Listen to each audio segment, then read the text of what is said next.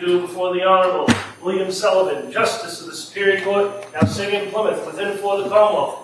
Draw near, give your attendance, and you shall be heard. God save the Commonwealth of Massachusetts. This court is now in session. Please be seated. Good morning, Your Honor. May I proceed? Yes, please. Your Honor, before the court today, we have the continuation of the jury trial in the matter of Commonwealth versus Lindsay Clancy. Ms. Clancy is present. She is represented by Attorney Kevin Reddington. The Commonwealth is represented by Assistant District Attorney Jennifer Sprague and Assistant District Attorney Shannon Buckingham. All right. Well, thank you, Madam Clerk. Well, good morning. So here's what I'm going to do. I'm going to ask you those questions, and then we'll talk about our schedule for today. But first off, good morning. Nice to see everyone. Thank you for your patience with us and all the work that you've done so far. So the first question, has any member of the jury read, seen, or heard or overheard anything from any source that would affect your ability to be a fair and impartial juror in this case? No. Last question, is there any other serious matter or concern bearing on your service as a juror in this case that anybody needs to bring to my attention at this time? No. Again, thank you for following those instructions. And in regards to our schedule today, it's going to be, I think it's a little bit different. All right. And a lot of it is because of the progress of the case and kind of where we're going. I anticipate we're going to hear a number of witnesses today, and we may break early. All right. And then because of some of these issues, we're not going to be sitting tomorrow. All right. So you don't have to come in. You can come in if you want, but we're not going to be sitting on this case. So my suggestion would be not to come in and to take that and kind of, and just relax as best you can. And then we'll come in on Monday at 9 o'clock and then expect kind of most of those days then going forward will be mostly kind of the schedule we had the last maybe 3 or 4 days. All right. So I just kind of wanted to give you that as information as early as I can so that we confirm that today. So probably an earlier date today, and we're not sitting tomorrow. Okay? And so with that, we're going to return to the Commonwealth's presentation of evidence. And Commonwealth, will you call your next witness, please? Thank you. Commonwealth calls Kyle. Good morning. Do you solemnly swear that the testimony and the evidence you shall give to the court and the jury will not come between the Commonwealth and the defendant class with nothing but the truth? Thank you, sir. You may have a seat. Just that, please. All right, good morning, sir. Good morning, Your Honor. All right. That's right, please. Thank you. Good morning. Can you please state and spell your name for the record? Kyle Pavao, K-Y-L-E, last name P-A-V-A-O. And where do you work? Massachusetts State Police. How long have you worked there? 8 years with 18 total law enforcement experience. So you worked in law enforcement prior to the state police? Correct. In what department? Town of Mattapoisett.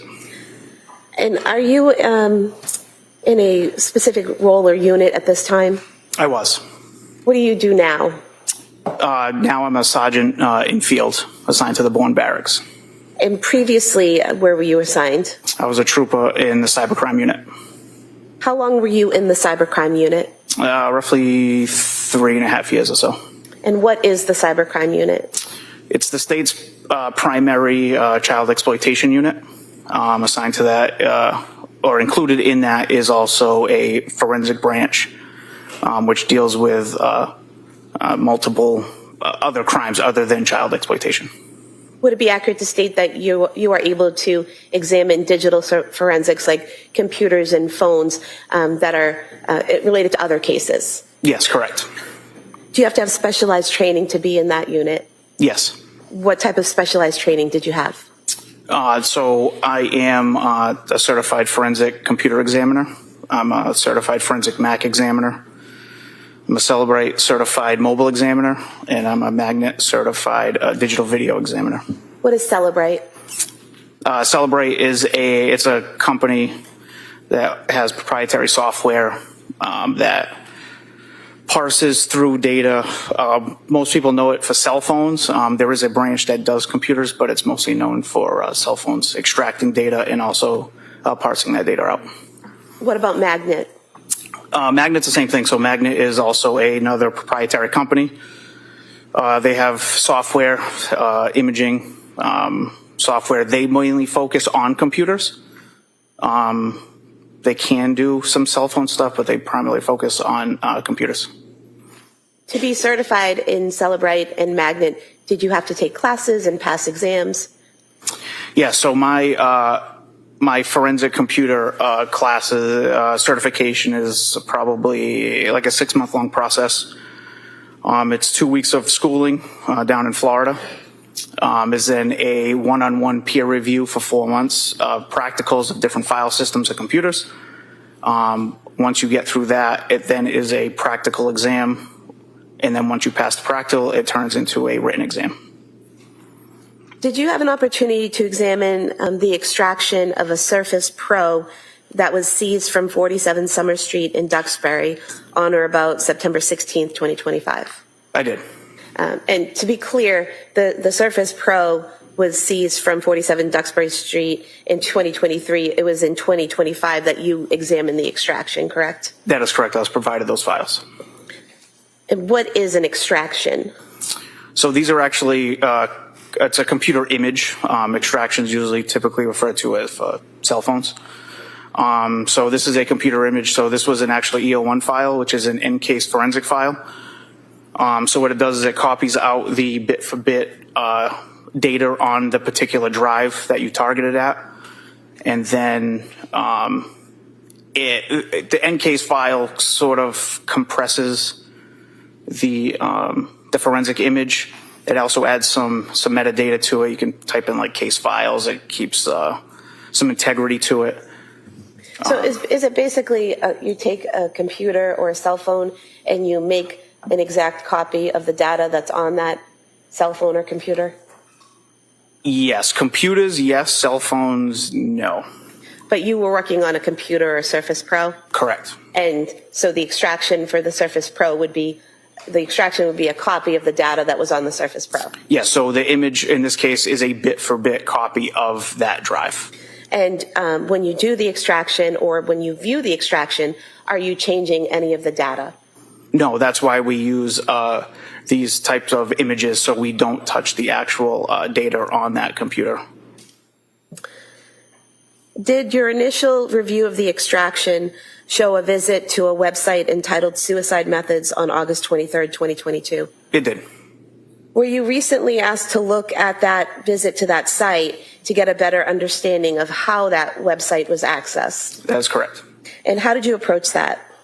I set a parameter. I went to that artifact that I had previously tagged when I did the initial analysis. Let me just stop you there. Sorry. What's an artifact and what is a tagging? So an artifact is every single piece of data on that computer is an artifact. So a computer could have 500,000 artifacts, let's say. That's a low end, but as an example. So tagging would be something you would flag that one particular evidence, that one particular artifact as evidence. So in this case, the artifact was the visit to the website, is that correct? Correct. And then the tagging was just so that you could find it when you went back into the extraction looking for it? Yes, correct. And so if you could continue telling us about how you approached that. So I set a parameter of 12 hours before the visit and then 12 hours after the visit and looked at the correlating other digital artifacts related to that. And can you tell us what's a Chrome history database? So that's so a database essentially, this is a very slimmed down version of what this is. So if you think of an Excel sheet and each Excel page is a section of the database, so the database would be the whole thing. And there's a scheme or like a roadmap, let's say, of how these pages interlink with each other. That would be an entire database. Everything pretty much has databases. It's just easy for file expansion and disk saving space and things of that nature. And what about Chrome Web History Table? So a table would essentially be the Excel sheet that I explained before. It's a portion of the entire database. That particular one captures, without being a database engineer for Google, who created it, but that table tracks URLs, web page titles, dates and times.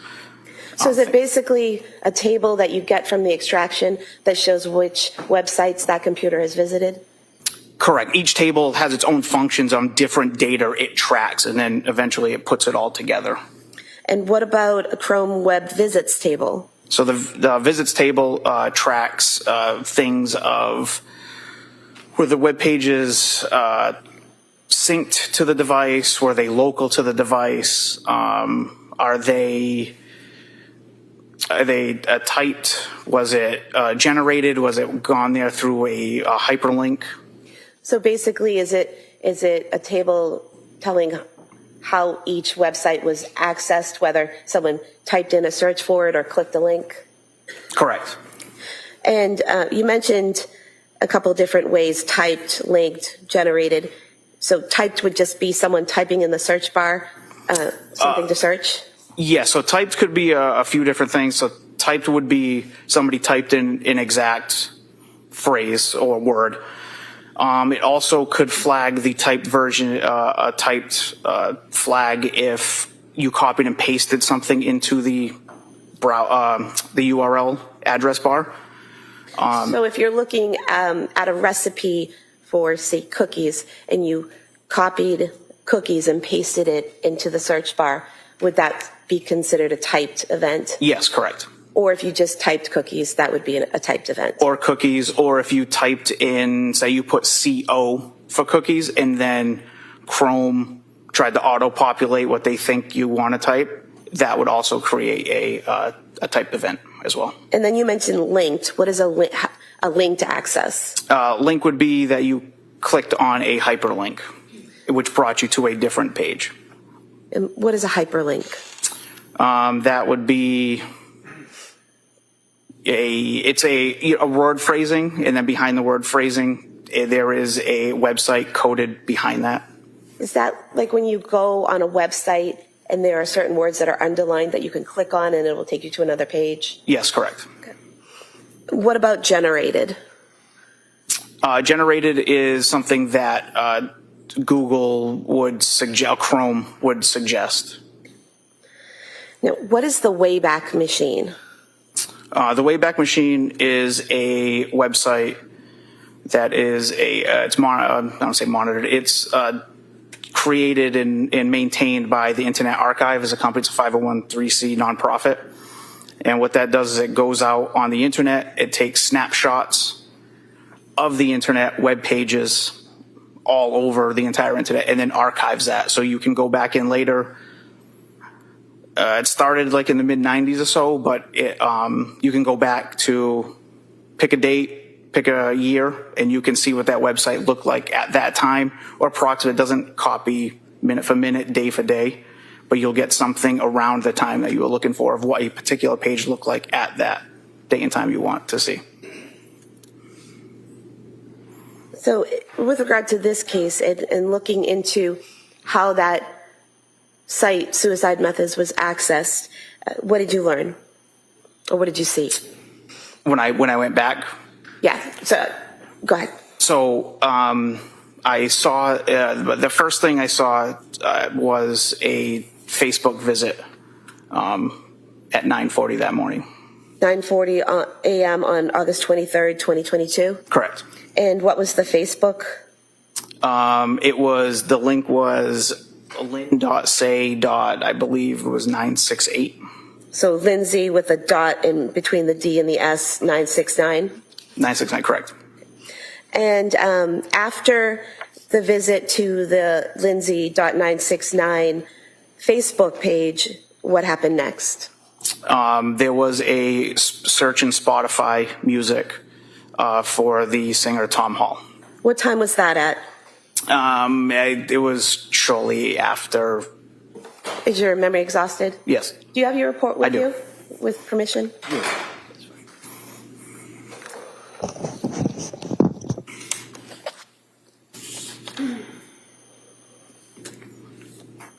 That was at 9:42. So approximately 2 minutes after the Facebook account was accessed? Correct.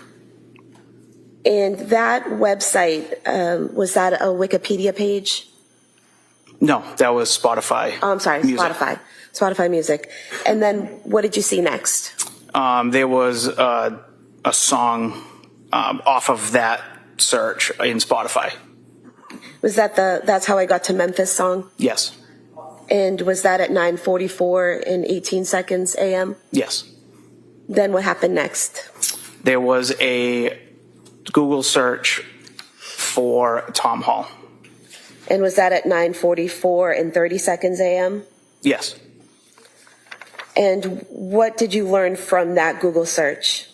Off of that Google search, there was the Wikipedia page for Tom Hall was visited. And were you able to use the Wayback website to see what that Tom Hall page on Wikipedia looked like around the time of August 23rd, 2022? I did.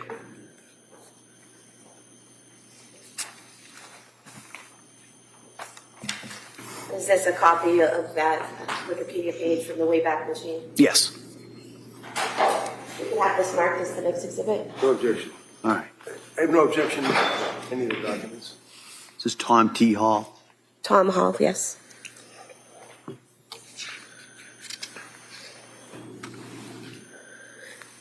right, that may be. Thank you.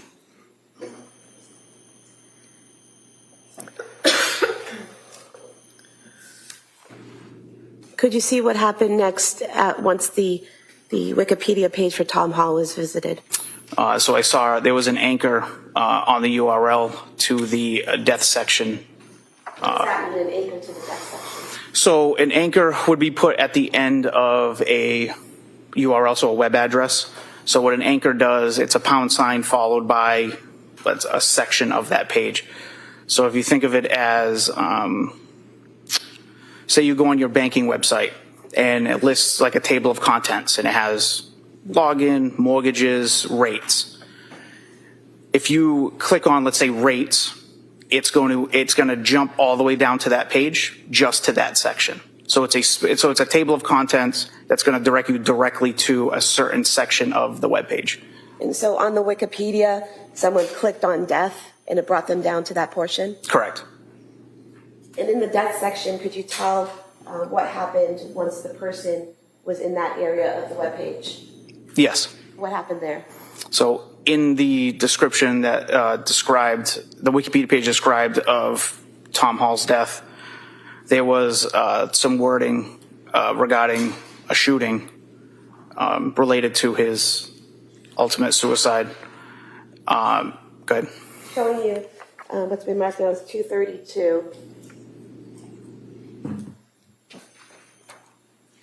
This portion here under death where it's self-inflicted gunshot wound to the head is underlined. Is that the portion you're referring to? Yes, correct. And that portion there with the underlining, is that what you were describing earlier as a hyperlink that you can click and it takes you somewhere else?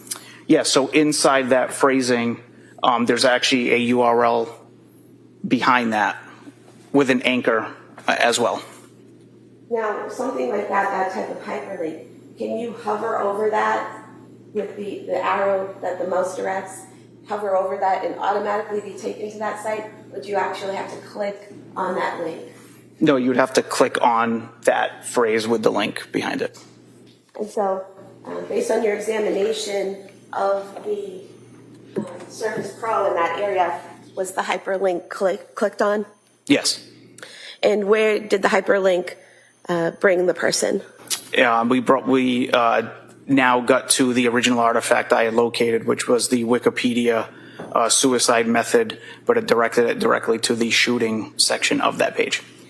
Could you tell how long the person spent on that page, the suicide methods page, or how long it was accessed? No. Could you tell what time it was accessed? Yes. What time was that? I don't recall the specific time. Want to look at your report?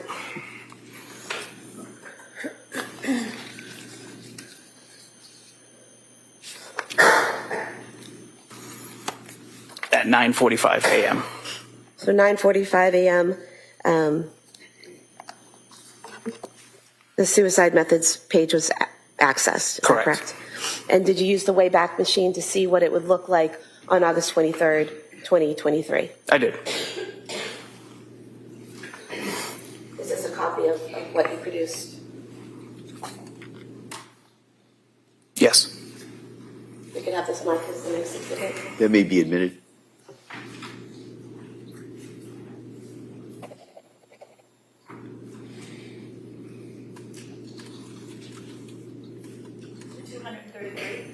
Thank you. And what could you see happening when from that page?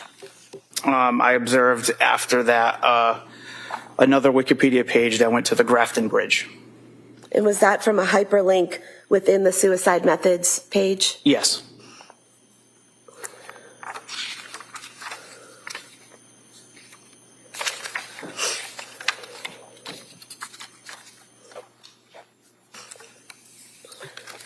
Showing you page 8 of exhibit 233.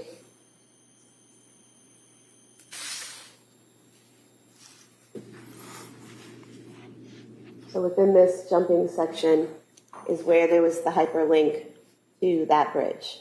Correct. Here, Yes. Grafton Bridge. So again, the person had to click on that hyperlink to access Grafton Bridge. Yes, that would be correct.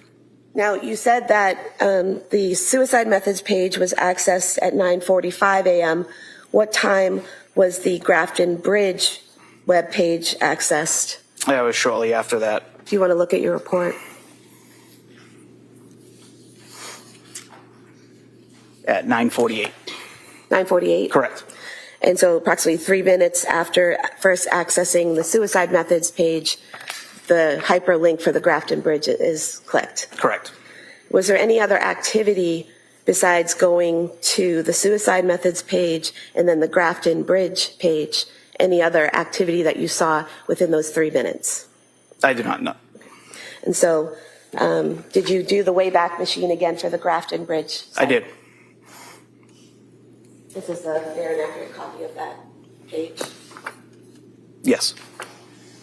We could have this marked as Exhibit 234, please. That may be admitted. Exhibit 234.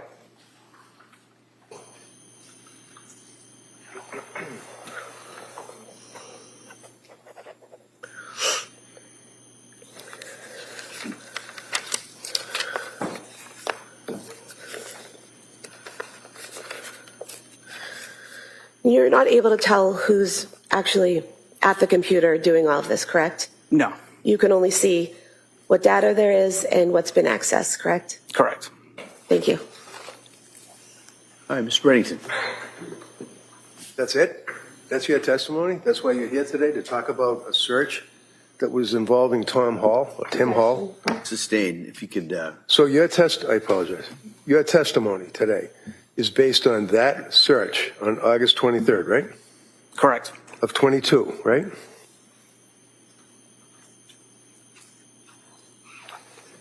And you were working as a state police officer back then, right?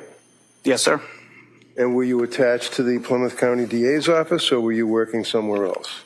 I was assigned to the cybercrime unit. And the cybercrime unit works with the DA's office in Plymouth? The cybercrime unit's its own independent statewide unit. So, in the sense that you're independent, it's still the district attorney and his assistant DAs that would reach out to the cybercrime unit and ask for help, right? Or it could be the troopers assigned to the state police detective unit. Joshua McElligott. He was the lead investigator on this case, right? I assume so. Okay.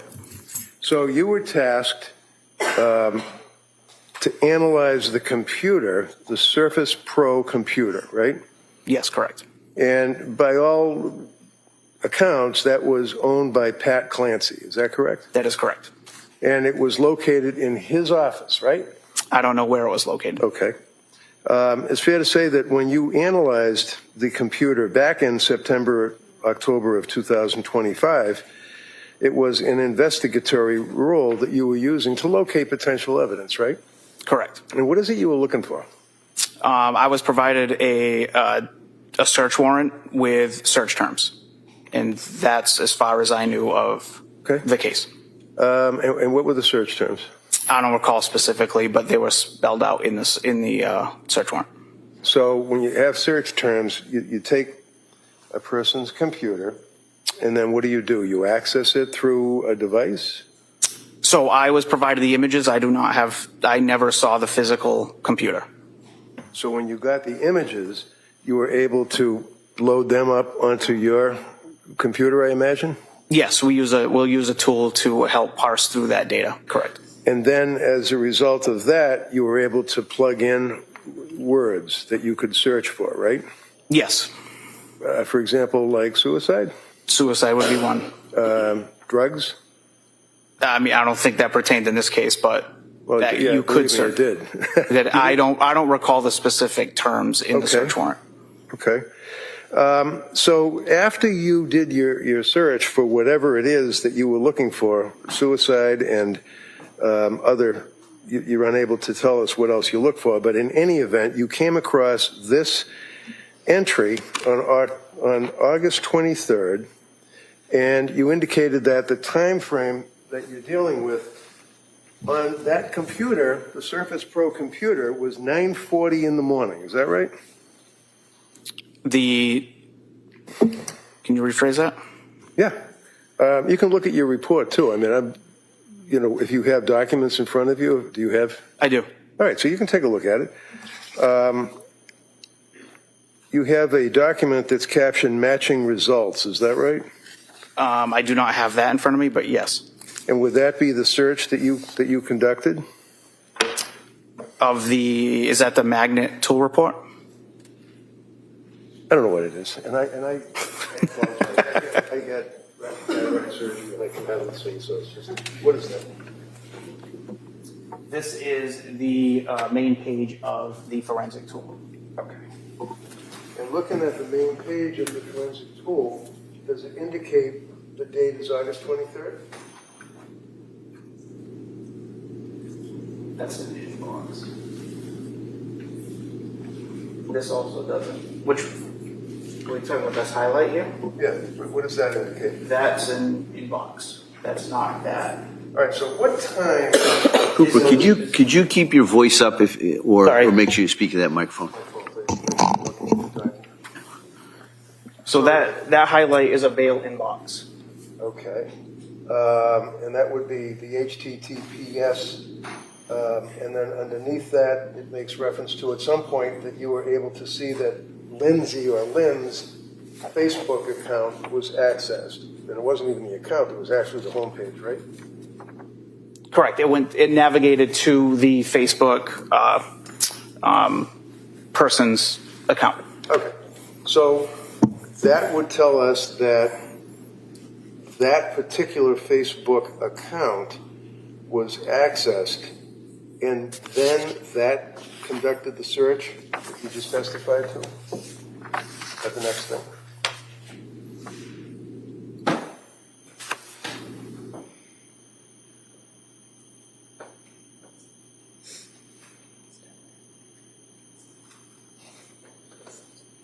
This here does not have Facebook, does it? All right, you can use this if you want. How about this next one? Does that have the Facebook visit? This one does, yes, correct. Okay. If you want to take a look. Well, both of us. Yeah, both of us. Blind. Yes, that'd be right here. All right. Thank you. Now, just before I leave, above that, does that also indicate like these two top? What are these two top lines? That would be that was a CNBC web visit, which was typed in, and then there's access to a Google Gmail account. And whose inbox. Google Gmail account was that? That I don't know. Because those two lines and references to the Google account were not in your report, right? You started off with the Facebook search, if you will. Yes. So you started off with Lindsay, Facebook, that was signed into the homepage on Patrick Clancy's Surface Pro computer, right? So my tool report has all of the artifacts tagged as evidence. Okay. So when you tag the actual data from the Surface Pro, And the HP laptop as well, right? Yes, correct. And your October report back in was it 25 or was it 22? 25. So, but nothing changes on the computers. I mean, whatever your searches are and your records don't change over the years, right? No, as long as it's preserved in that state, and the images of that computer will remain the same. Okay, so, and it's fair to say that with this investigation, obviously, happening back in 2022, that the computers were hermetically sealed and stuck somewhere with an evidence locker to make sure that they're preserved, right? Yes, that would be best practice. Okay. That would be correct.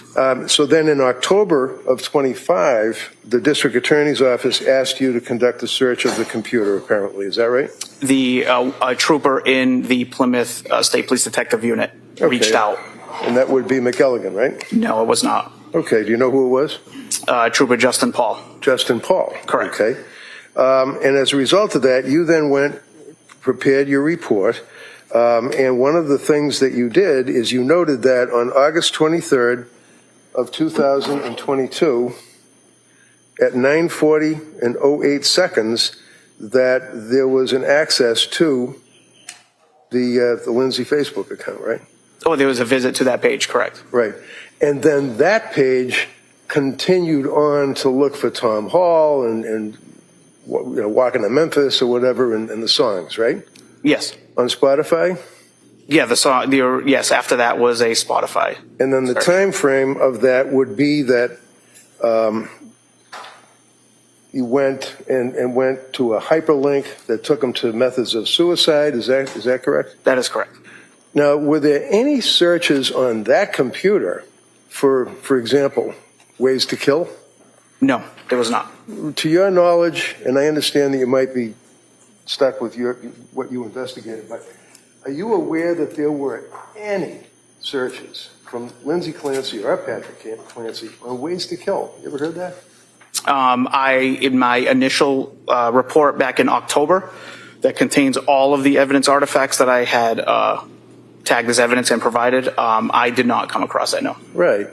So basically what you are leaving with the jury would be that on that date of August 23rd, at approximately 9:40 in the morning, and then carrying forward with jumping from Tom Hall to the Wikipedia account to the underlined name, suicide, jumping to that page, that all occurred between 9:40 and, say, 10 o'clock in the morning, right? Correct.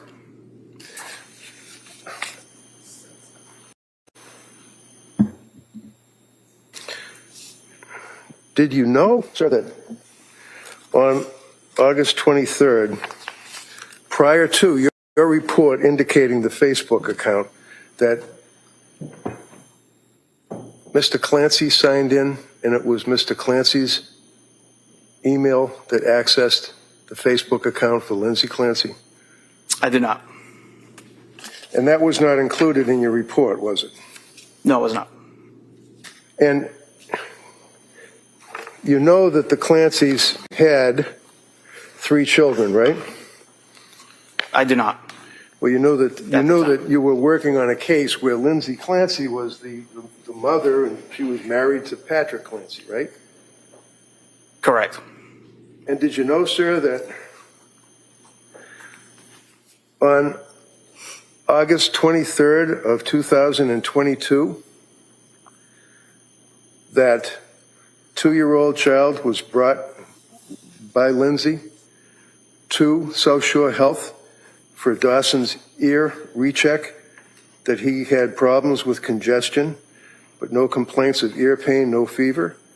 And that was on August 23rd, 2022, that he was examined at 10:15 in the morning. I'm not privy to those facts.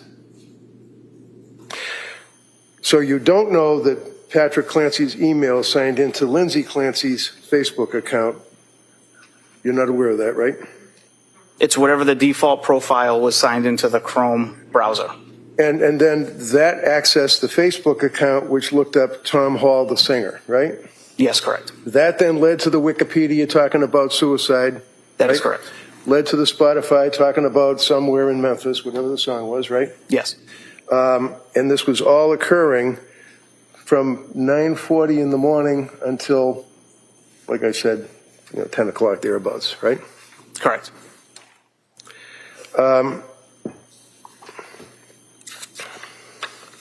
You tagged actual data from the Surface Pro as well as the HP laptop, right? I did. And your October report contained searches from the Surface Pro, right? Yes. And you recall, for example, just a representative sample that, and this would be on the Surface Pro computer. Now we're jumping ahead to December 5, not August of 22, December of 22. One of the inquiries of the Google searches was what to do when a psychiatrist overprescribed, right? Yes. Searches for medications, right? Yes. Including Lamictal, right? Correct. Can bipolar disorder be temporary, right? Yes. Can benzos reveal bipolar disorder, right? Yes. How long are detox programs, right? Yes. What is DBT? I'm just saying that's a search. I don't know. Oh, yeah. I had to look that one up, too. Okay. Lamictal versus it says Zolafy, but I would suggest it would be Zoloft. That was a search, right? Yes, correct. What is mania? Was a search, right? Yes. Ketamine for benzo withdrawal. January 18th of 2023 was a search, right? Yes. Ketamine therapy on January 18th of 2023, correct? Yes. Now, you know, maybe not personally, but you know Steve Verino, who's also a gentleman who does what you do with computers and laptops and stuff, right? Yes. Now, you've worked on cases, and you know Steve, you recognize him right here, right? Yes. You know that Steve was working with me and Lindsay on accessing information from cell phones and computers, and he actually, through me, reached out about a month ago to the DA's office and raised some questions, correct? I'm not privy to that. Oh, well, the DA reached out to you about a month ago and asked you to revisit your investigation, and as a result of that, you created another report, didn't you? I did. And that would just be on July 26th of 26, right? Yes. And that was after the DA reached out to you, but didn't tell you it was because we had questions that Mr. Verino asked me to find out about, right? Yes, I was not privy to that. So as a result of dealing with the DA in July 26th of 26, you then prepared your report, and the purpose of that report was to find out more details, if you could, pertaining to the, quote, methods of suicide page, right? Correct. And in your July 26th report, you then went into detail about your findings, correct? Yes. And we would agree that that particular webpage was not a search for methods of suicide. It was actually the Tom Hall and the music, right? That is correct. And then the URL shows access to Lindsay's Facebook profile, correct? You accessed and found out that Lindsay's Facebook profile was a web visit. Right. Yes, correct. But you don't know that it was Lindsay that was actually using that computer to search for Tom Hall, right? I don't know who was sitting behind that. You don't know that Patrick Clancy plays the guitar, do you? I do not. You don't know that Patrick Clancy is a music aficionado, right? I do not. You don't know that Patrick Clancy enjoyed Tom Hall music, do you? I do not know that. And you certainly don't want to leave it with this jury that Lindsay was looking up ways to commit suicide in August of 22, do you? All I'm presenting is the facts that were presented in front of me.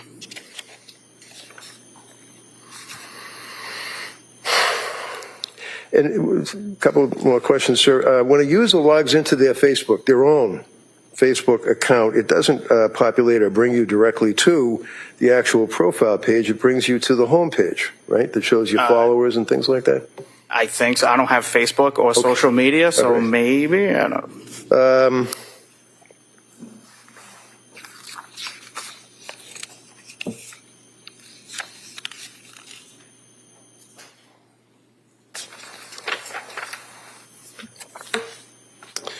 That's all I have for this gentleman, Your Honor. All right. Commonwealth. I would ask if I could, Judge, the two documents that I was questioning him from, could I introduce those into evidence? I think he agreed that that was part of the search.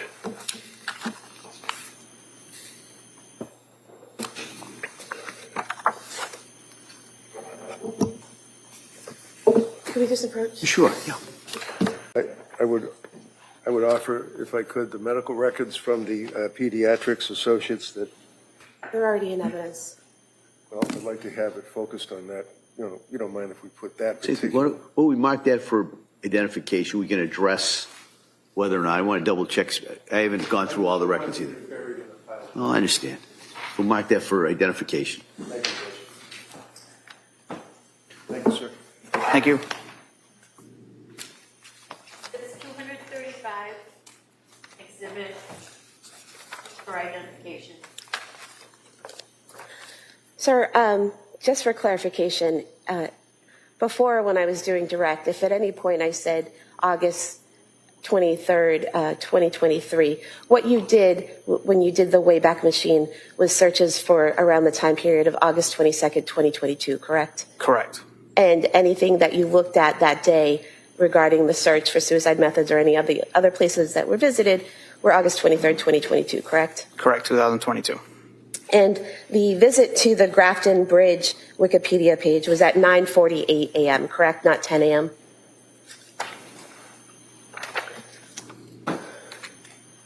That visit was at 9:48, correct. Okay. And defense counsel asked you about the defendant being at the doctor's at 10:15 a.m. Are you aware that it only takes 4 minutes to drive from her home at 47 Summer Street in Duxbury to the Kingston location of the pediatrics? I was not, and I also wasn't aware that they went to the doctors. And you can't tell us who was behind the computer at different times, correct? No. You can't tell us whether people used the computer, then got up and let someone else use it, and then went back to using it, correct? No, you cannot. You can only show us the data that you observed that day, correct? That is it. Yes. Okay, thank you.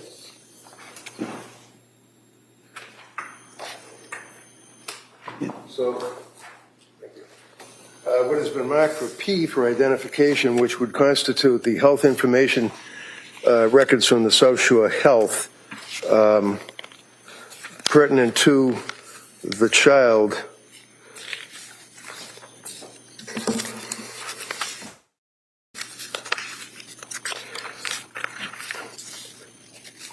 You're aware, sir, that the records, or you're aware, sir, you're not aware that the child was brought to the doctors not at 10:15, but was brought to the doctors around 10 o'clock in the morning. You aware of I'm that? not aware of any of that. And did you know how old the child was? Sir, my testimony is related to the. So you don't? The answer is no? I do not. No. Okay. So is it fair to say from your life experience that when someone has to bring a child, a young baby, to a doctor, you got to get him dressed, you got to feed him, you got to get in the car, you got to drive, and that's the 4-minute ride as well, right? I'm not privy to any of that information. Thank you. All right. Anything further? No. All right, thank you, sir. You can sit down. Thank you.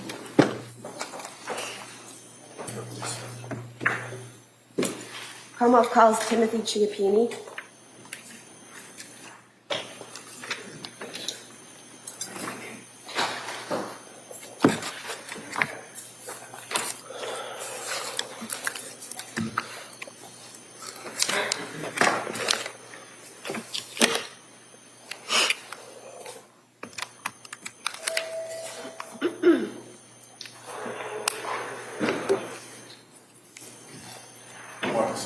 Stop right there. Do you solemnly swear that the testimony and the evidence you shall give to the court and the jury will now come between the Commonwealth and the defendant? Thank you, sir. You may have a seat. Watch yourself, please. All right. Good morning, sir. Attorney Sprague, please. Thank you. Good morning. Can you please state and spell your name for the record? My name is Timothy Chiappini. Last name is spelled C-H-I-A, P as in Peter, P as in Peter, I-N-I. Where do you work? I work for the Commonwealth of Massachusetts for the Department of State Police. How long have you worked for the state police? I graduated the academy in March of 2012. What is your current assignment?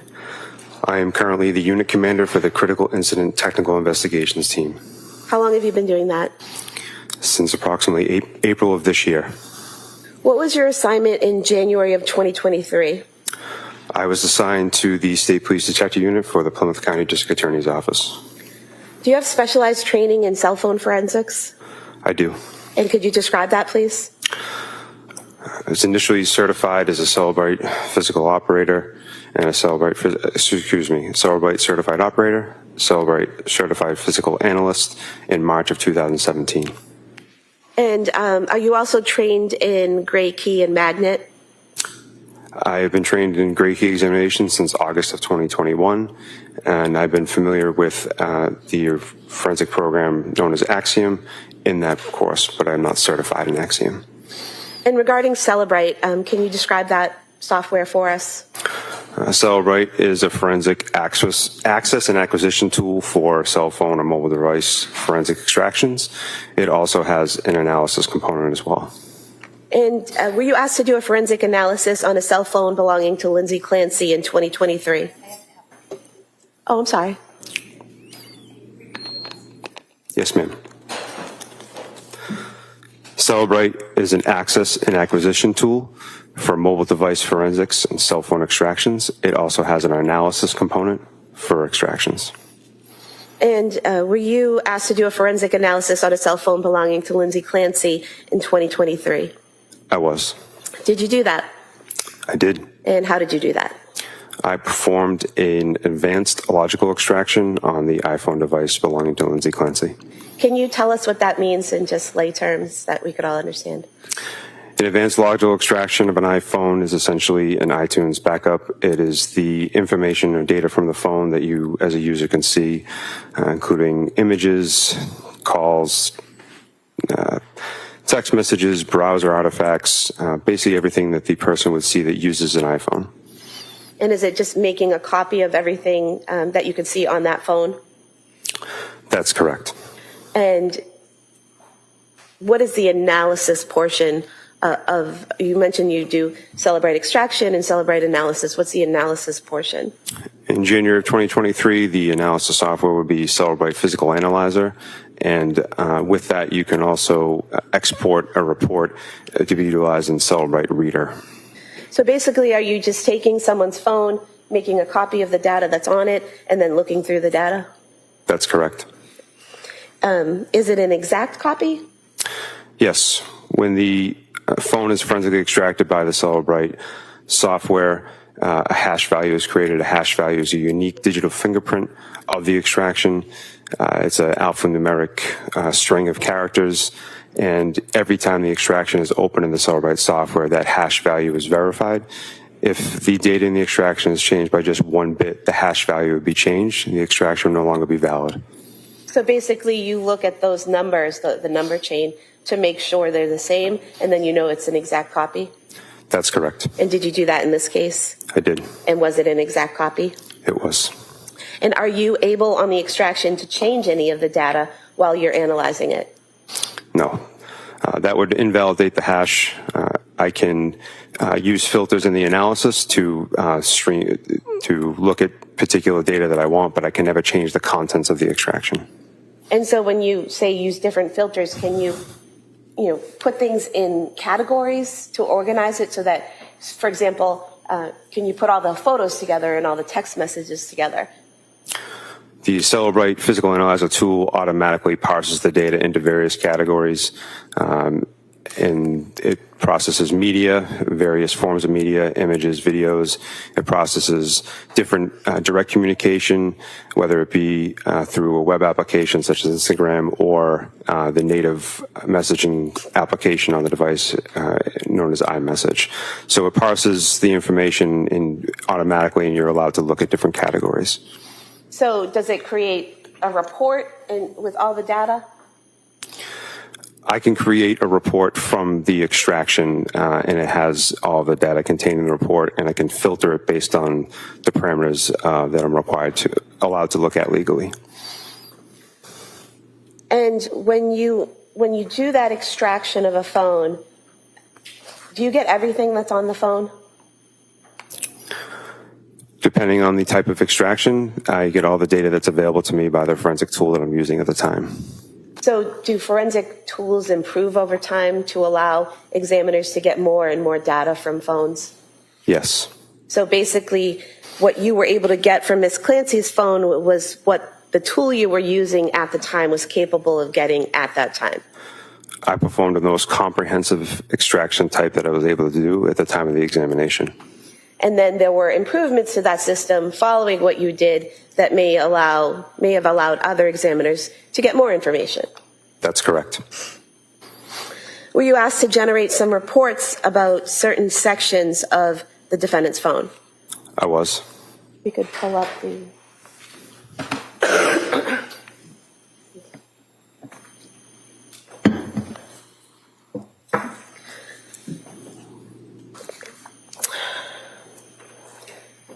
Could look at the screen, please. Were you able to create a report regarding data on Ms. Clancy's phone from November of 2022 to December of 2022? Yes. Can we zoom in on that, please?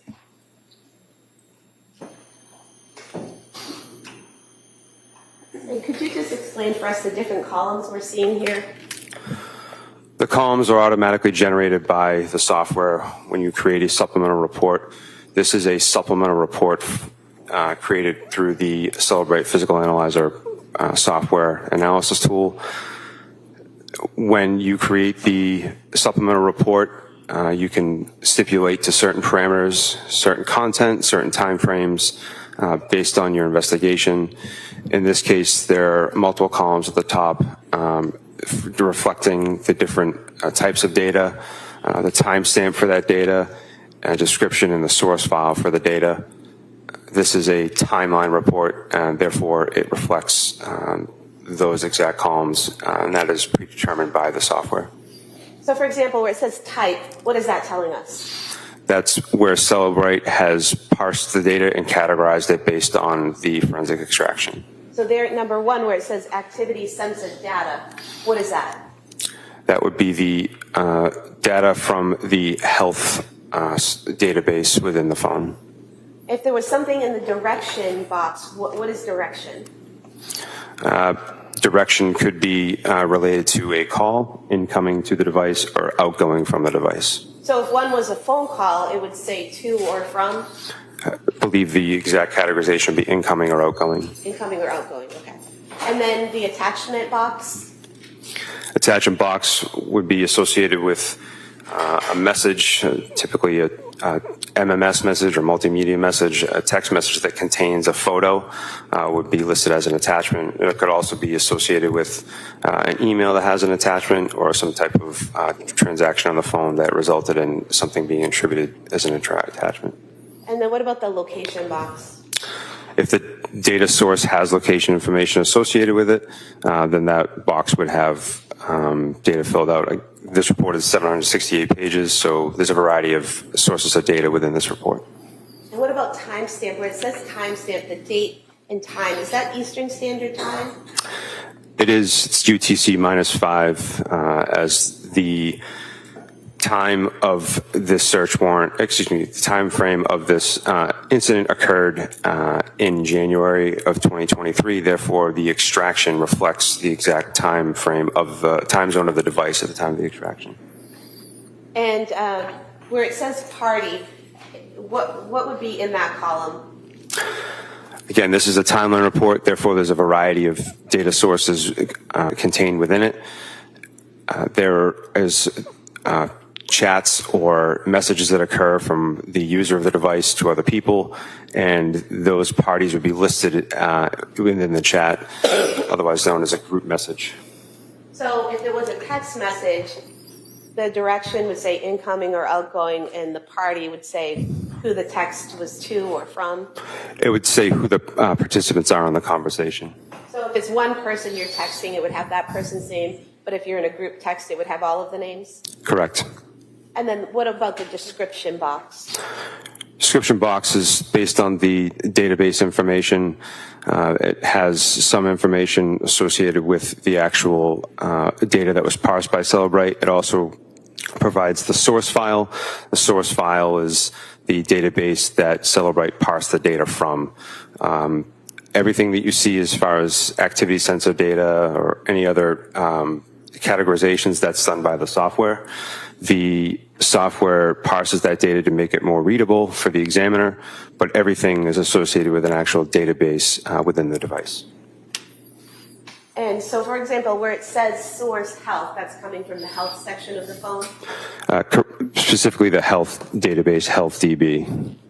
And where it says source file, Lindsay's, how does that name populate there for source file? Indicating that it comes from Lindsay's iPhone. That is the name that the software detects from the name of the device when it conducts the extraction.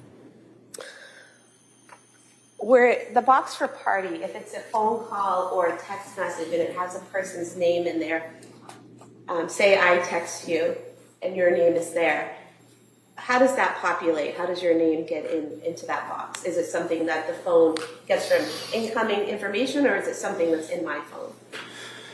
The tool is only able to take the information that is present on the device at the time. In order for contact to be in a phone, it would have to be entered by the user.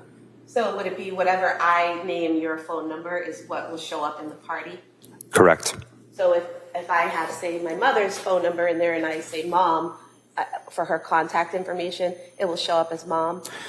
The software will show up will display the phone number and the contact name that was detected by the tool from the extraction. So if I've put a contact in mom and the phone number will show up in mom? Correct.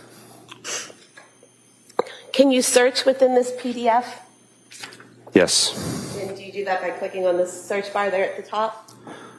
Yes, this is Microsoft Edge, and that is the proper method within this application. And so if we were to search, for example, McLean,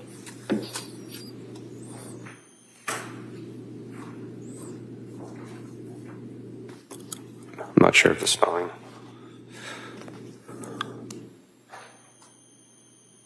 there we go. Sometimes it takes a second to populate. It does. It's a large document. It's, as I said, it's 768 pages. So depending on the machine that you're using to conduct your analysis, it could take some time for the document to load. Okay, and do you use these arrows here up and down to go to each spot that word is located? Correct. The application, Microsoft Edge, has detected 4 entries for the spelling that is in the search box, and you can navigate to each of those 4 entries by using those arrows. So, for example, here at message 6951, it says it's an instant message. It's outgoing, meaning it's going out from Lindsay's phone. That's correct. It's on December 21st, 2022 at 2:57 p.m., correct? Yes, Eastern Time. And then it says from Lindsay owner to Allison, correct? Yes. So that indicates that it's a text message from Lindsay to someone named Allison, correct? Yes, with the corresponding phone number. And then here where it says more of a general depression mental health program like at McLean Hospital, is that the body of the text message that would have been sent from Lindsay's phone to Allison? Correct. And you can search through the PDF for whatever term you're looking for, whether it be Patrick or medications or anything that you're searching for. It will populate any text messages or searches about those keywords. Yes.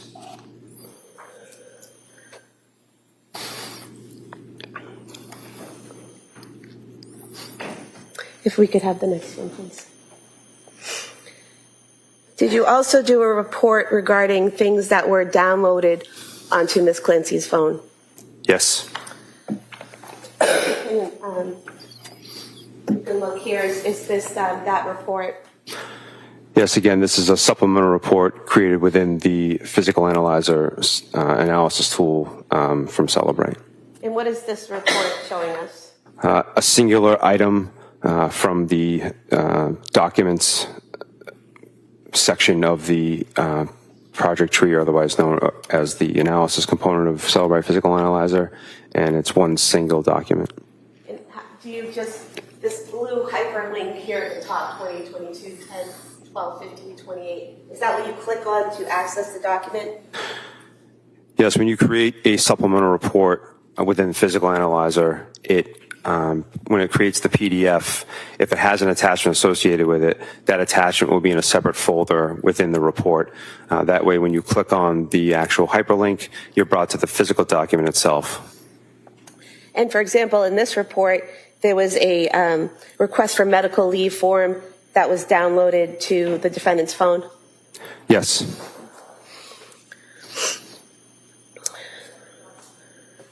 If we could go to the next one, please.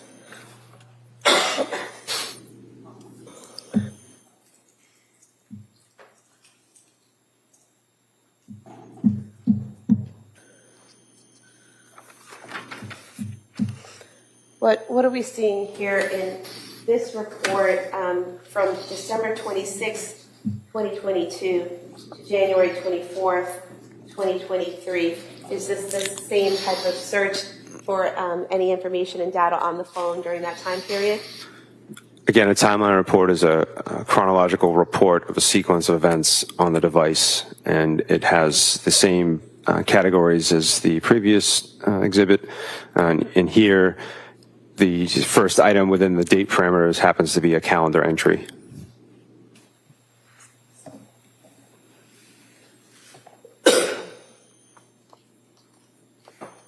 And so if we go here to page 846 of the document, can you explain for us here, is this web history, website visits that are documented on the phone? That's one of the categories listed as an artifact. The items shown here on the screen are all associated with web browsing. And here where we see 10773 and 10774, and they both state, can you treat a sociopath?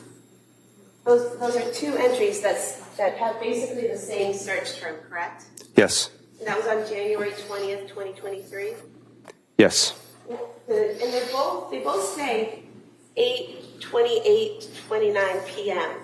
So is it possible to do two searches at the same time, like it is displayed there?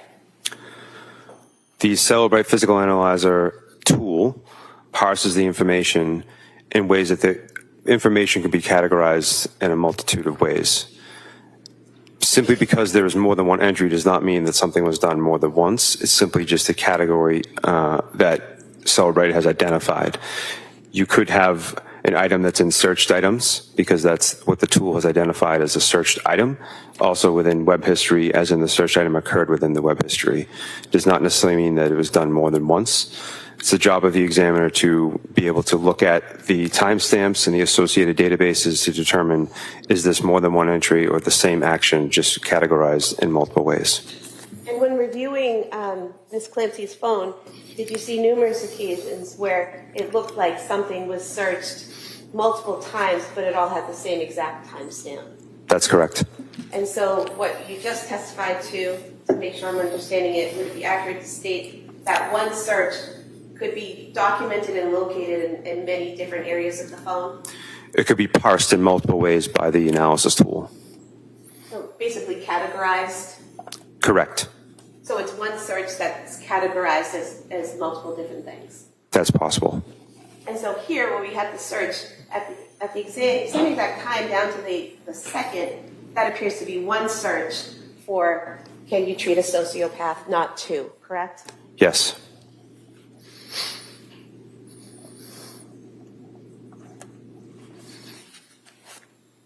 We can go to the next one, please.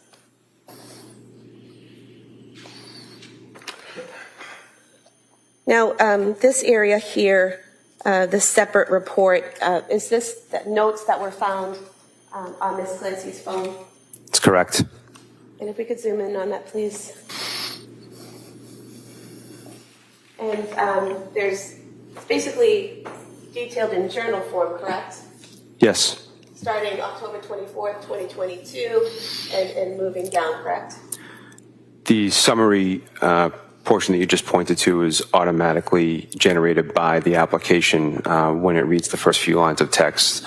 The more relevant date is in the column to the left.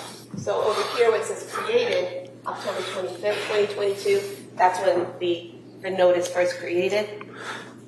That is the date that's detected by the analysis tool from the operating system of the device. What does modified mean? That's the date that was detected by the forensic tool and the last time that this note was modified according to the operating system. Modified mean it was changed in some way? Yes.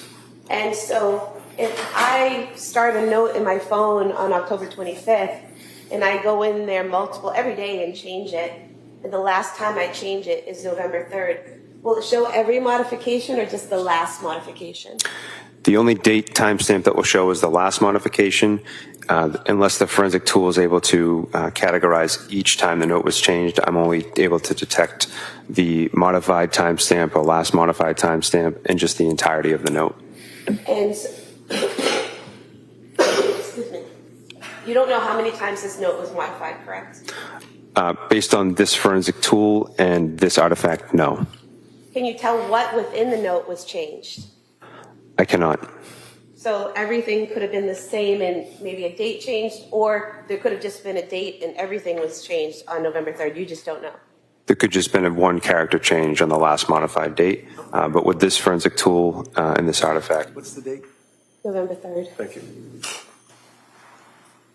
And if we could just scroll down to the October 25th entry.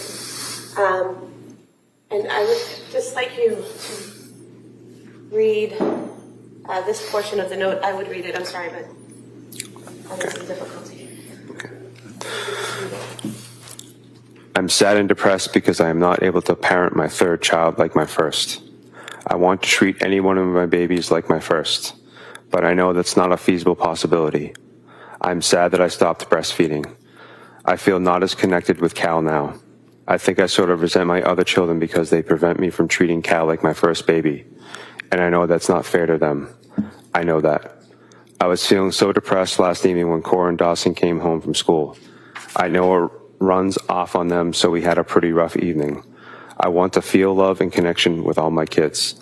I'm also probably having a bit of an internal conflict because my whole life I wanted to have a lot of kids. I still don't want Cal to be our last, but I have a lot of figuring out to do before I have another. I'm on the fence about starting a new medication for anxiety/depression. I just want to feel happy. I want to be able to relax and take care of my kids. And then when they go to bed at night, I want to deeply relax and hang out with Pat and then fall into a deep sleep for 8 hours, get up, and pour hard into myself for an hour and a half. Cal was so very planned and desired. I want to be able to give him all the love he deserves. I guess that's what it's like to be the third child, though. He's not the first third child to ever exist. I think I know he'll be okay, but it's really hard for me. I hate that he has to put himself to sleep. I'm sad I'm not breastfeeding anymore, but I think deep down these are the right choices.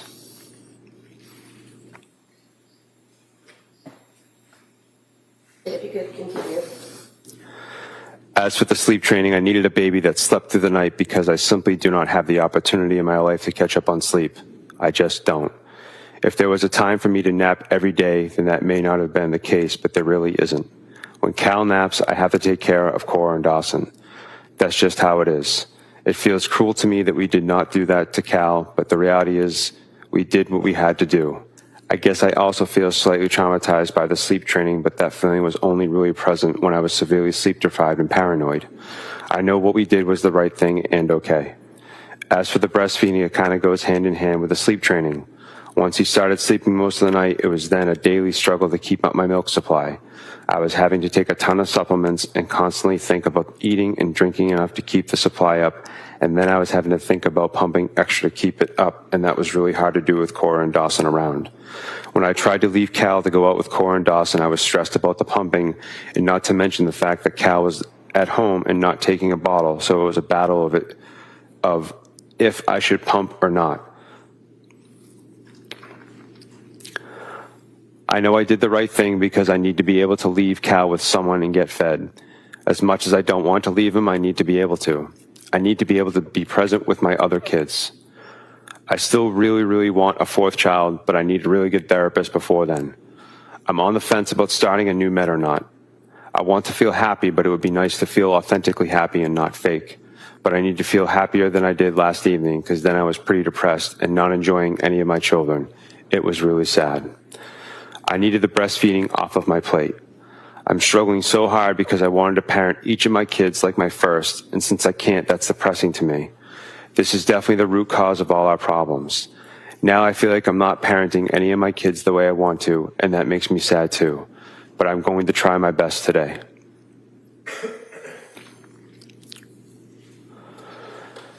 Things I love doing that help me love and appreciate and enjoy my kids are activities with them. I definitely started having some depression after Cora, but once I started getting up and out with her, I felt much better. I think signing Cal up for baby music class would be a great thing. Maybe Fridays can be my day with him. I've just fallen out of the habit of doing anything fun, anything for myself, anything with Pat, and I need to work on that. On a positive note, I had a great deep night of sleep. I'm terrified of something happening to my kids or doing something wrong to mess up their development. Our generation is inundated with information about every aspect of parenting and everything that go wrong if you don't get it right, and all the scary things happening in the world. It's insane. For the last 5 years, I've just filled my mind with all things parenting, and it's just unhealthy. Thank you. And so everything that you just read would have been written and filled in by the user, correct? Correct. If we could go to the next one.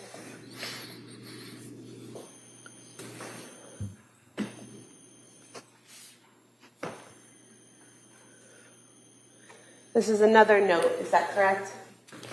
That's correct. And this note, it says it was created December 22nd, 2022, but then it was modified on January 23rd, 2023, correct? Yes. And this note here, again, you don't know how many times it was modified, you just know the last date it was modified, correct? That's correct. And you don't know what was changed in the note, you just know that something was. Correct. Okay. If we could go to the next one.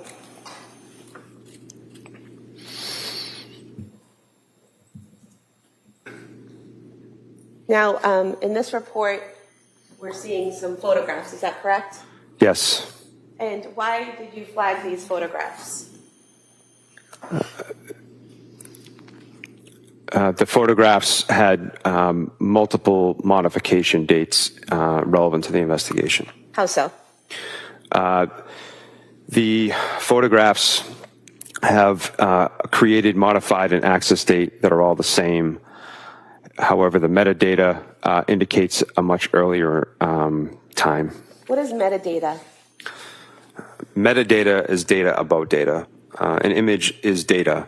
And with the Celebrate Physical Analyzer tool, you're able to see the data about, in this case, an image. Metadata would be the device used to capture the image. It would be potentially based on the user settings, location data associated when the image, where the image was when it was taken, where the device was when the image was taken. A lot of times it'll tell the size of the image or the type of image file that it is.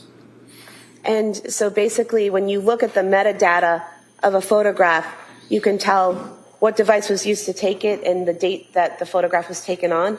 Correct. And can you also tell if that photograph has been changed or modified in any way and when it was changed? Using the forensic tool, I can make inferences based on certain modifications. And how do you do that? In this case, the image here is a .jpg. That's the file type of this image. Therefore, I know that the image that I'm seeing is created, modified, and accessed on this date. However, it has a capture time of November 2nd, 2022 at 11:27:15 a.m. And is there something on here that says when it was modified? Where the cursor is now, it indicates the modification date. So above it is when it was created, below it's when it's modified?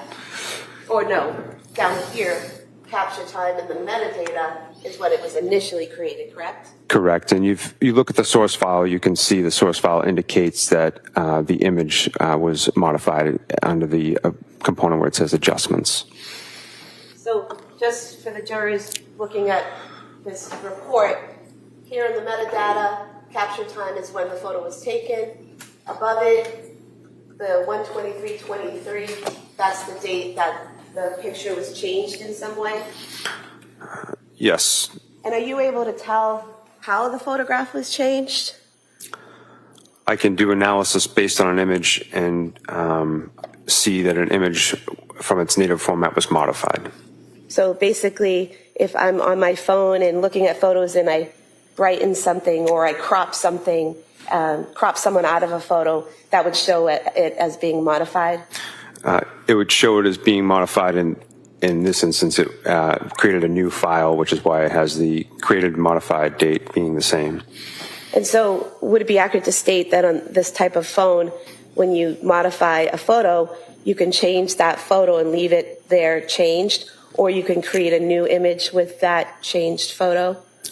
Well, with an iOS device, Apple has the capability of taking what's known as a live photo. It's a proprietary name with Apple, but the exact file type is HEIC file.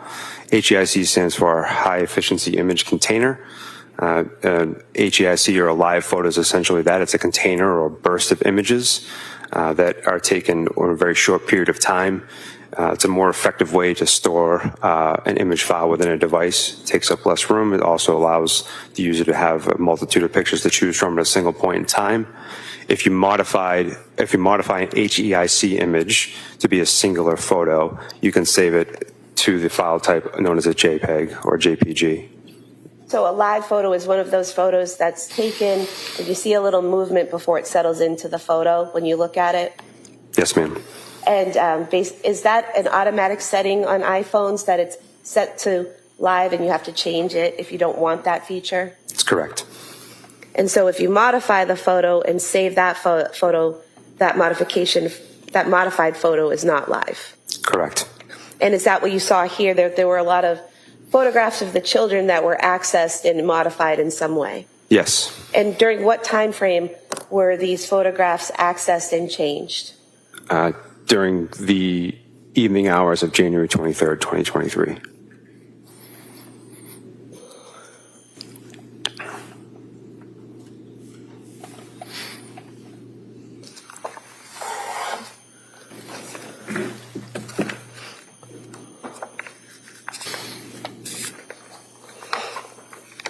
Okay, if we could go to the next, please.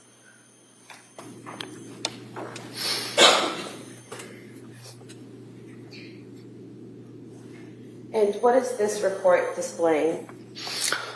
This is another timeline report with the first event starting January 24th, 2023 at 4 o'clock p.m. And does it go on January 24th, 2023 from 4 p.m. to 8 p.m.?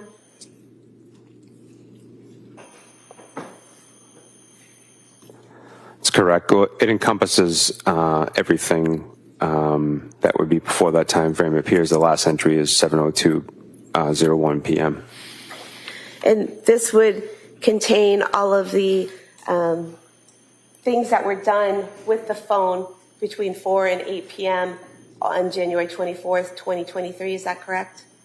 Everything that was detected by the forensic tool based on the extraction type. Okay. And if we could go to the time frame 4:30 to 4:30. Using the tool, we'll search Miralax. Looking here, starting at item 37 at 4:46 p.m., is there a search for Miralax for kids on the phone? Yes. And again, we're seeing the search for Miralax for kids, 4:46:55, 4:46:55, the same time over and over again. Is that another example of one search showing up in multiple categories? Correct. As an examiner, I would be looking at the timestamp and also the category second box in from the left, indicating that the Celebrate software has parsed it in multiple locations.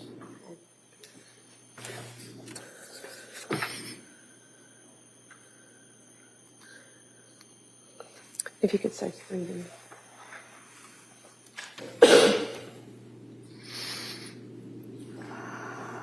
In searching 3B in the document, we see here multiple sources. You could do a search with the number 3.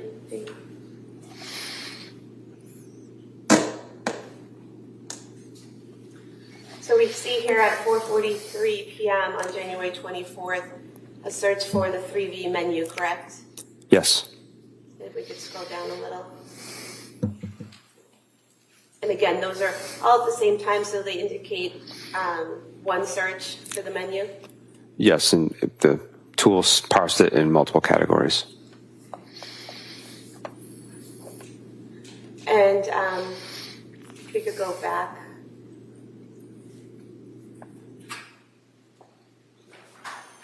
Was there also a search for an Apple Maps for 3V?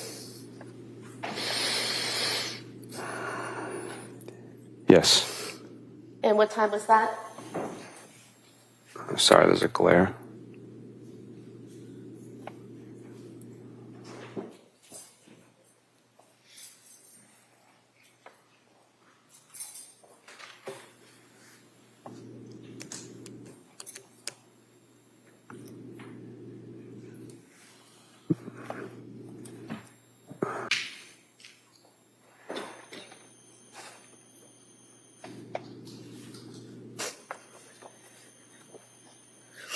If we could go to 4:13 p.m.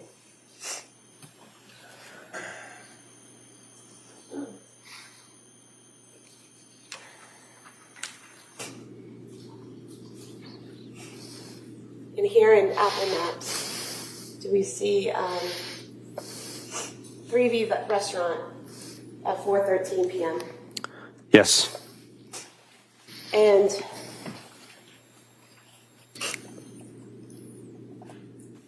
when you're using a map feature to look up a location, such as Apple Maps, what type of information do you learn when you plug in a location or an address into Apple Maps? A route preview.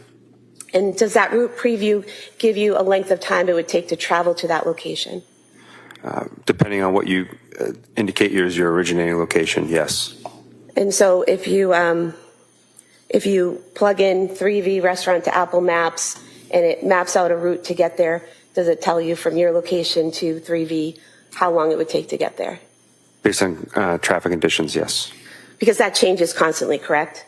Yes. So if I open up my Apple Maps and I put in 3V right now from here, at this time, the time it takes to get there might be different than, say, at 6 o'clock tonight. Yes.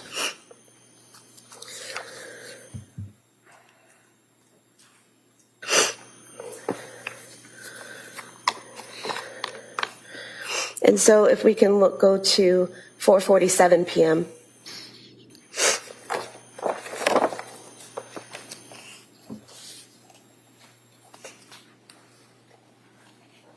And here at 4:47 p.m., again, we're seeing the search for Kids Miralax, correct?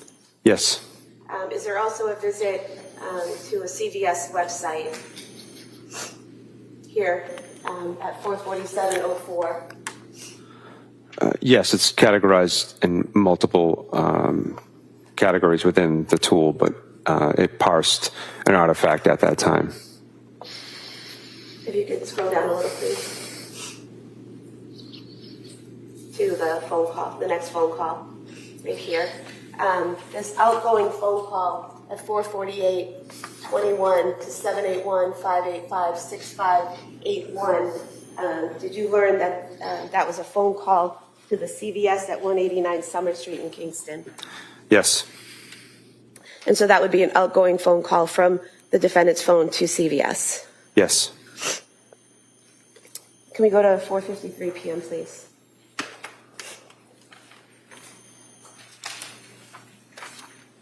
And then there's a message. It says message 80, outgoing from the defendant's phone at 4:53:09 from Lindsay to Patrick Clancy, correct?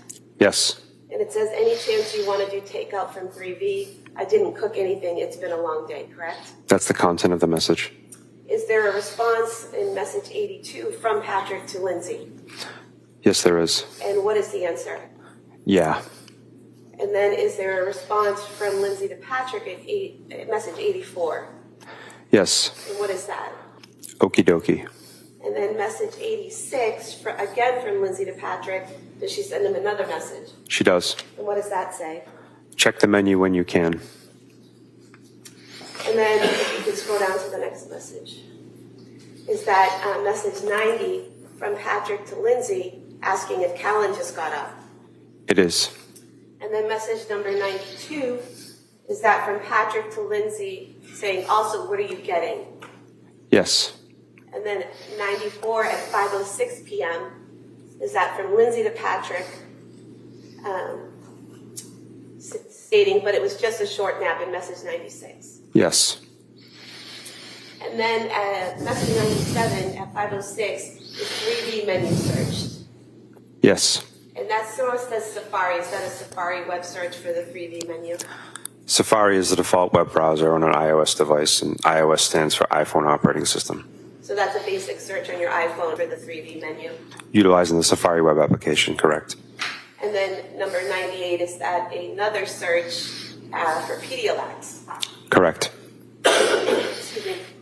Now both the search for 3D menu and the search for Pedialax are at 5:06:45. How does that happen? That there are two searches for two different things at the same time. Can you repeat the question? So you have in message 97, you have on January 24th, 2023 at 5:06:45, a search for 3D menu. Then the same date at the same time, a search for Pedialax. And what's the question? How does it happen that you have two searches at the same time? I would only be able to make an inference from here without having the forensic tool available to me. And what would the inference be? That there was more than one tab open. Okay, so on your phone or a computer, when you're doing web searches, you can have multiple pages open, correct? Yes. And you can just click on whatever page you want to open, you can click on and that will open up. Correct. You can select which tab you want within the Safari application. Tabs, right? Okay. So, how many tabs can you have open at any one time? I'm not sure the number, but I've seen iOS devices capable of having more than 30 or 40 tabs open at a time. So it wouldn't be uncommon or unusual to have at least two open to two different web searches. No. Okay. If we could scroll down a little, please. And then we have in 106 and 105, both messages. First 105, we have a web history at 5:06:47, the menu at 3D restaurant, again, the source Safari. And then we have cookies at 5:06:48, .3drestaurant.com. Can you tell us what the difference between those two are? They're both from different databases. They're both associated with web browsing. Web history is from the history component of the Safari application. Cookies are installed through web browsing. Through legislation, when you visit a website for the first time, you'll typically be prompted, do you want to allow the website to download cookies onto your device? Cookies downloaded to your device serve a multitude of reasons. One might be that it allows the website or the company to be able to track your activity while on their website, which helps them for marketing and business purposes. Another component of cookies would be to enhance the web browsing experience for a website you go to on a regular basis. It would increase the load time. So it is an artifact that is indicative of web browsing. And so message 108, again, we have at 5:06:49, we have a message from Patrick to Lindsay saying, oh, okay, is that correct? Yes. And then message 112, we have a message from Lindsay to Patrick where she says Mediterranean Power Bowl, correct? Yes. And that was at 5:07 p.m. We have a message 115 from Patrick to Lindsay at 5:08 p.m. Okay, I'll do scallop and pork belly risotto. Is that right? Yes. All right. And then if we could go to 5:10 p.m., the phone call right there. Oh, go back to me. And so we have two phone calls here, one at 5:09 p.m. and one at 5:10 p.m. The first to 508-747-4950, and the other to 508-927-4046. The first one is for 11 seconds, correct? That's the duration, yes. And that's noted here above source? Yes. and then the second is 47 seconds. Is that correct? Correct. Did you look into these two phone calls? I don't recall.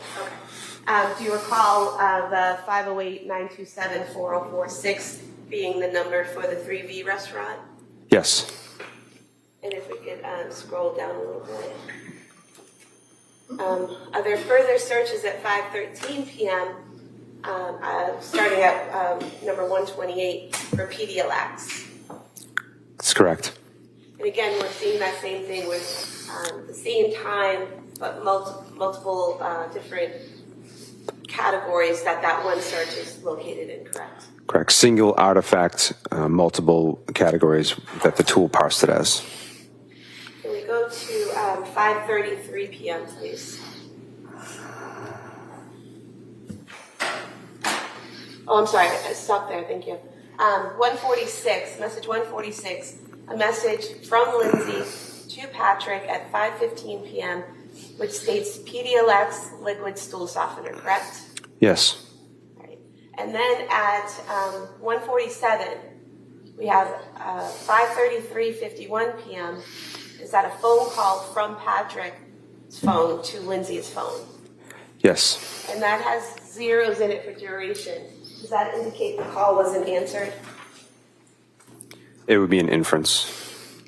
And then going down to 150, we have an outgoing call from the defendant's phone to Patrick Clancy for 14 seconds at 5:34 p.m., correct? Yes. That means the call lasted approximately 14 seconds. Correct. And then the last item there, item 152, that is an incoming call to the defendant's phone from Patrick Clancy, correct? Yes. And again, we have zeros here indicating that the call wasn't answered, correct? It's an inference, yes.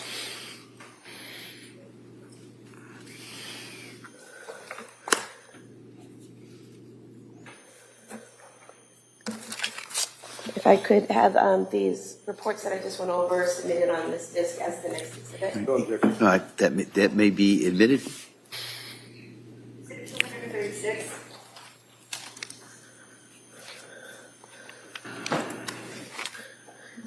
Did you also, looking through the defendant's phone, access the information on the calendar portion of the phone? I did. And the calendar portion of the phone, does that have different types of data, both populated by the phone itself and Apple, and then items populated by the user? Yes. Could you give us an example of something that would be populated by Apple and not the user? A national holiday such as Christmas Day would be populated by the operating system through the application of calendar. And then if I'm using my phone and I'm putting in appointments or parties or things I'm going to, that would be something that the user is putting into the calendar? Correct. And did you do a report of all the calendar activity for Lindsay Clancy's phone from August 4th, 2022 to January 31st, 2023? I did. If I could have this marked as the next exhibit. All right, that may be admitted. Ms. Sprague, is this a good time to take the morning break? I just have one more exhibit to put in, and then I would be done. That's fine. Did you, I'm sorry. 37. All right, thank you. Did you also do a report on all the text messages between the defendant's phone and an individual that had been labeled mommy? Yes. And was that for the month of January 2023? I did. We move to have these admitted as the next exhibit. All right, that may be admitted. I have nothing further. All right. So why don't we take the morning recess at this time? All right. So members of the jury, we're going to take a short recess, and then we'll return back to the case.